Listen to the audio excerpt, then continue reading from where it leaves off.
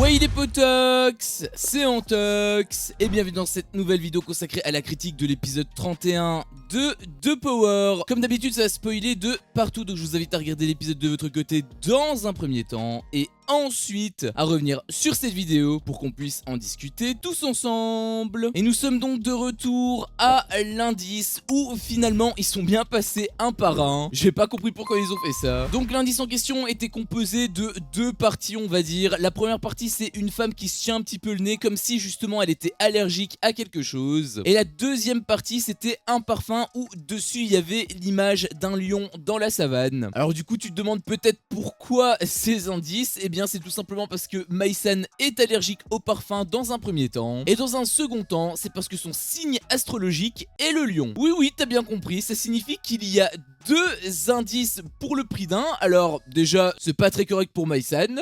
Et deuxièmement ça aurait été peut-être bien de le préciser, parce que moi je pensais en fait que c'était un seul indice. Il y a aussi les joueurs qui le pensaient. Preuve en est, un petit peu plus tard quand ils ont fait le débrief, Nicolas pensait que c'était une personne qui était allergique aux animaux, ce qui est totalement logique étant donné que tu vois une personne qui a l'air allergique et de l'autre côté tu vois un animal. Mais non, en fait c'est deux indices différents et je sais pas ce que la voix attendait peut-être pour le dire, pour le préciser, parce que du coup ça pouvait induire en erreur. Forcément suite à cette réflexion, Marwa avait dit que automatiquement ça pouvait pas être Mai-san étant donné qu'elle avait un chat. Nee. Par contre Marwa avait quand même dit un truc en interview et là j'ai l'argent à 100% puisqu'elle avait dit: moi j'ai toujours eu un problème avec les indices. J'ai toujours l'impression qu'ils m'embrouillent plus qu'autre chose. Merci de l'avoir démontré la voix. Bon, heureusement la piste de Mai-san est très vite revenue étant donné que Nicolas a réfléchi et s'est dit que c'était peut-être aussi tout simplement le fait que le Power Player pouvait être allergique au parfum. Mais du coup pourquoi un lion était dessus? Bah ça tu te démerdes. Donc ils enquêtent et Nicolas part dans la chambre de Mai-san pour fouiller dans ses affaires et voir si elle a ou pas du parfum. Et je pense qu'on a vu l'une des séquences les plus lunaires de toute l'émission, puisque pendant que Nicolas était en train de fouiller les affaires de Mai-san, t'avais quelqu'un qui entrait. Du coup Nicolas lui il commençait un petit peu à paniquer, il s'était caché. Alors je pense qu'il se serait caché derrière son doigt, ça aurait été peut-être plus efficace. Et au final c'est Kumba qui se ramène tranquille comme ça. Elle voit Nicolas se cacher, elle retire la serviette là qu'il avait et elle lui dit: c'est bon Nico, tu peux te barrer. Alors pour rappel, la séquence juste avant, il s'était mis d'accord pour enquêter. Là t'as Nicolas qui est en mission et t'as Kumba qui se ramène comme une fleur en disant: bah qu'est-ce que tu fais là? Je sais pas s'il a eu une ellipse temporelle entre temps, mais Kumba elle avait l'air d'être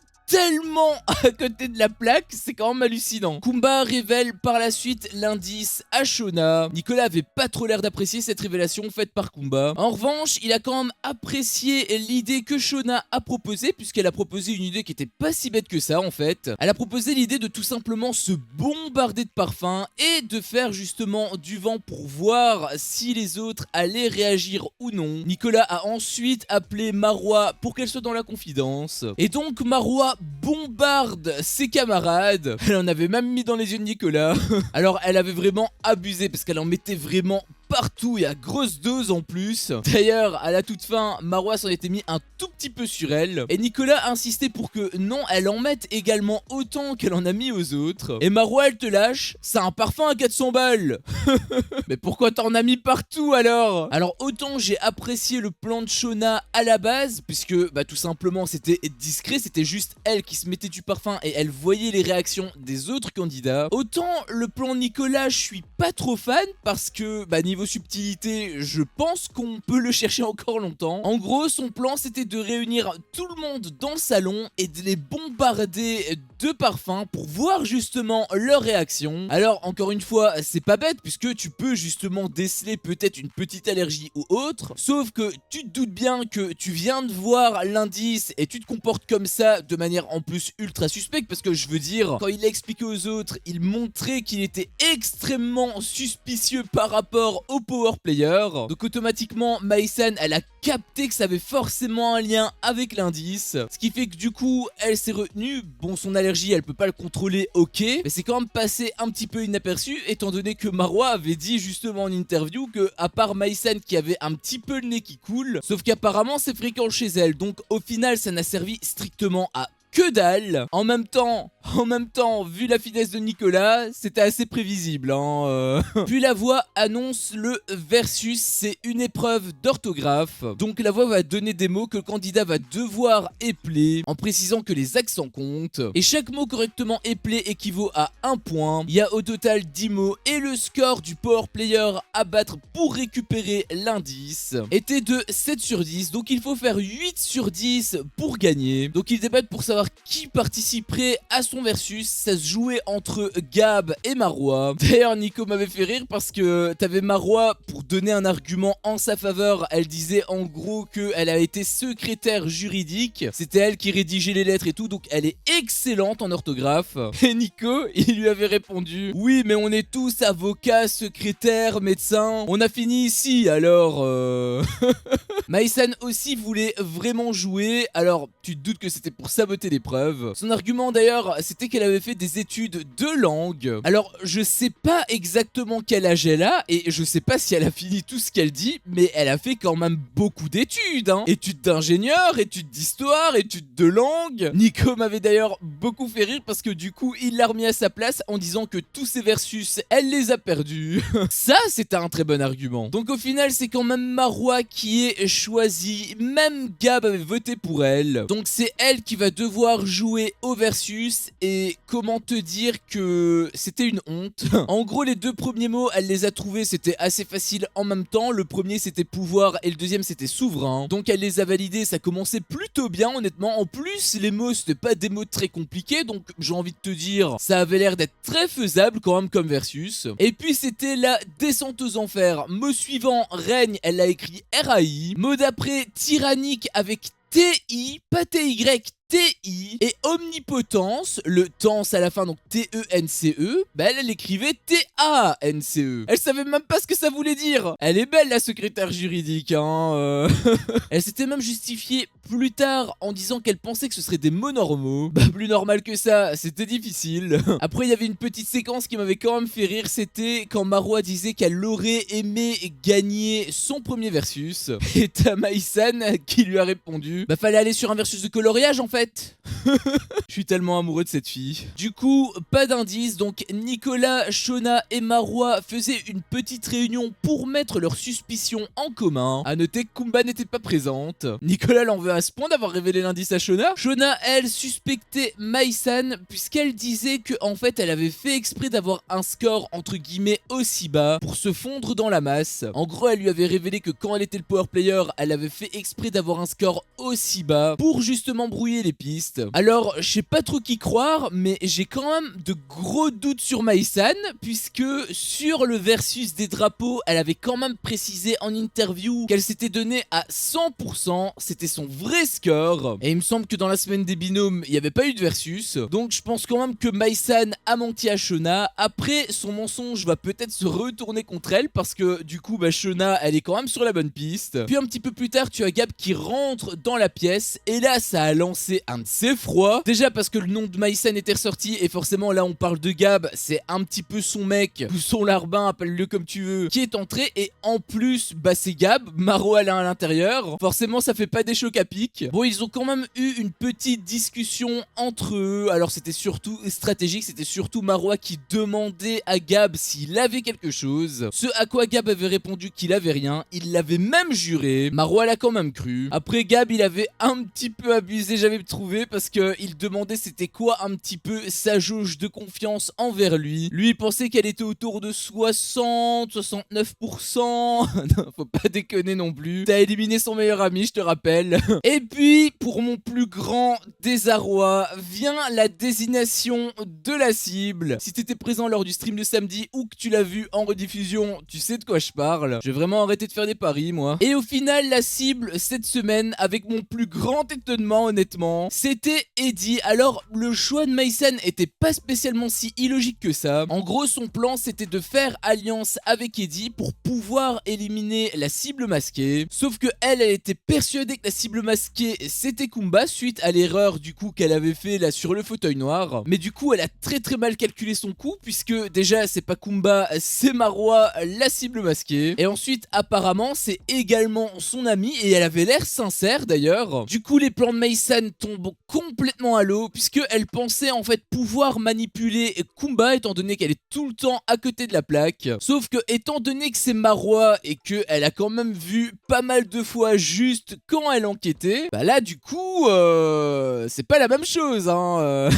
Bref, là où elle pensait faire un coup de maître, bah au final elle se retrouve complètement coincée. Aussi j'avais quand même apprécié de voir que c'était Eddie la cible puisque du coup ça prouvait que la silhouette nous a pas spoilé. Elle nous avait spoilé le power player et la cible masquée mais pas la cible désignée par le power player. Alors après c'est bien que ça nous a pas spoilé la cible désignée par le power player, mais ça aurait été quand même beaucoup mieux que ça nous spoile rien du tout en fait. Eddie d'ailleurs m'avait fait pas mal rire parce que juste avant que ce soit son tour, quand Mei-san avait posé sa main et qu'au final il était révélé qu'en fait elle était en sécurité, Eddie il avait eu une réaction mais ça m'avait fait tomber par terre. Il me fait vraiment trop rire. Du coup Marwa et Eddie s'allient pour démasquer le power player. Eddie demande dans un premier temps c'est quoi l'indice, étant donné qu'il est directement impliqué, ce serait pas mal qu'il ait un petit peu d'aide. Donc Kumba explique c'est quoi l'indice à tout le monde et dans un second temps Eddie et Marwa partent s'isoler dans leur chambre. Marwa était dégoûtée d'être avec lui.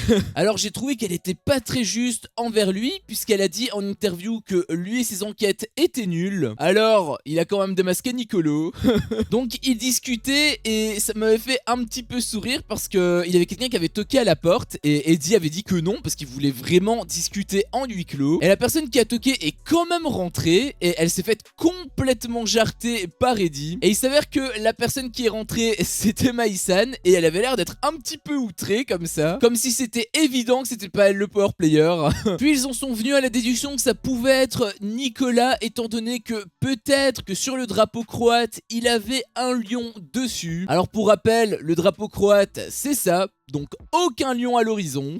Et en fait ils s'en sont rendus compte quand ils ont demandé à Nicolas de leur montrer son torse, parce qu'en fait il a le tatouage du logo qui est au centre du drapeau. Marwa disait que sa liste des suspects ne comptait plus que 2 personnes, soit Gab, soit Mei-san. Ça pue quand même énormément pour elle. Eddie lui demandait à Nicolas si c'était lui le power player, ça avait l'air de l'avoir touché, même blessé peut-être. Après c'est qu'un jeu, il faut pas prendre la mouche pour si peu.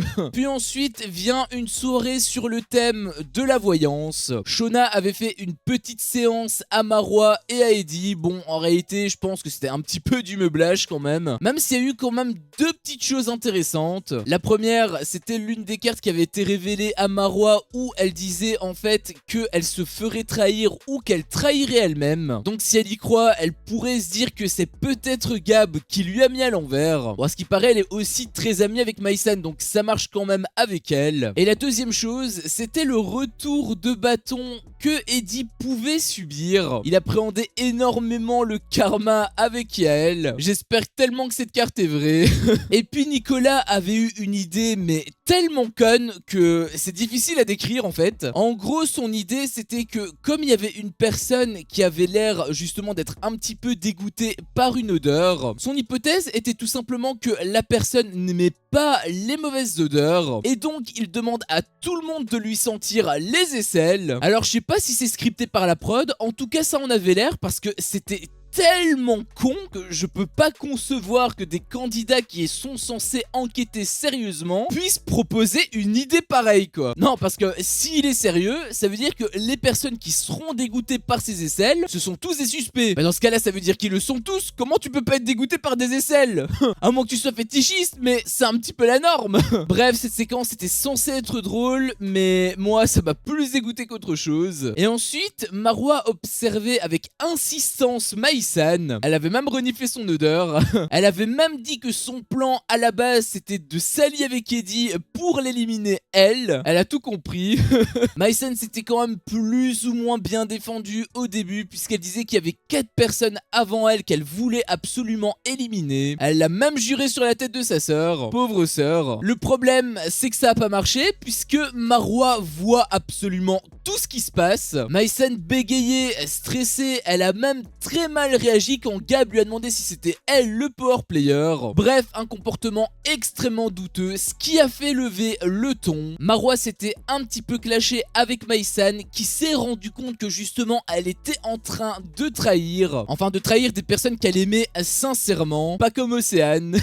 En fait tout son plan était calculé sauf un petit détail, le fait que ce soit Marwa la cible masquée. Et donc sous cette culpabilité, il s'est révélé que Maïsan avait un cœur puisqu'elle a complètement craqué, elle a pleuré. Alors on pourrait croire que c'est stratégique, honnêtement c'est ce que je pensais un petit peu, mais apparemment c'était réellement sincère ce qu'elle avait avoué en interview. Marwa voulait quand même lui faire confiance, elle lui donnait une chance de l'aider à démasquer le power player. Et l'épisode nous laisse sur ce cliffhanger, Maïsan hésite à lui dévoiler la vérité. Bref, c'était mon avis sur cet épisode, un épisode qui était plutôt lent au début. Ça a commencé par le décryptage de l'indice et c'est suivi par un plan mis à exécution. Plan que j'avais trouvé plutôt intelligent sur le papier, sauf que malheureusement c'est Nicolas qui s'en est occupé et on va dire que la finesse c'est pas son truc. Puis il y a eu le versus qui était très intéressant, c'est dommage que c'était aussi court.